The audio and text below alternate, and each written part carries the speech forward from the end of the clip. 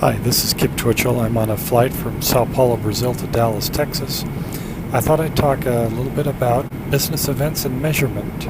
So let's take a ruler.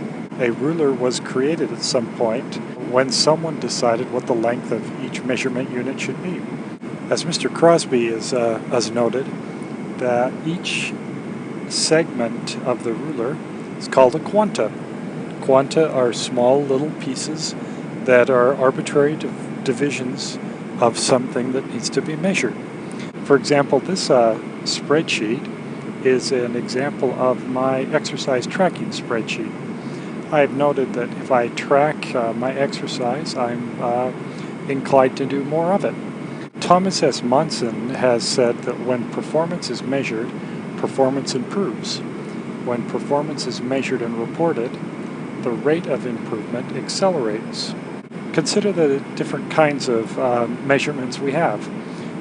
Certainly we think of revenue as a measurement, or cost and expenses as measurements, but there are many other kinds of things that are measurements. Unique users, earnings per share, evaluation ratings, miles per gallon, all of these kinds of things are quanta that have been broken up something in some way and measured over time to evaluate how we are doing.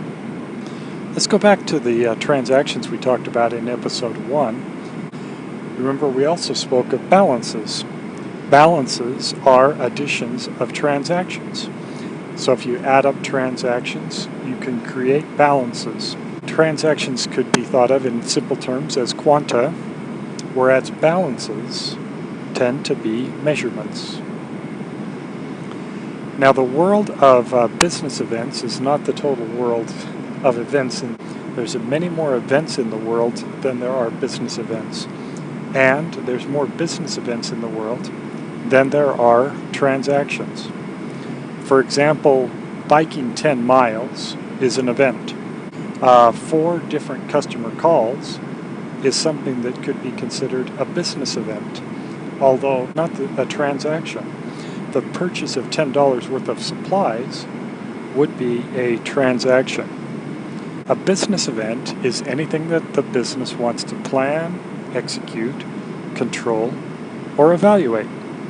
That's why something that is like 4 customer calls could be considered a business event, because that may be something that the business wants to plan, control, evaluate, or execute in some way to see how many customer calls have been made. In the first series, we also talked about the amount of data in the world. We also noted that if we take into account the duplicated balance data, that the amount of data in the world becomes much larger. Why is this? Well, let's look at an example here. Here we have all the transactions, and here we have a set of balances for those transactions.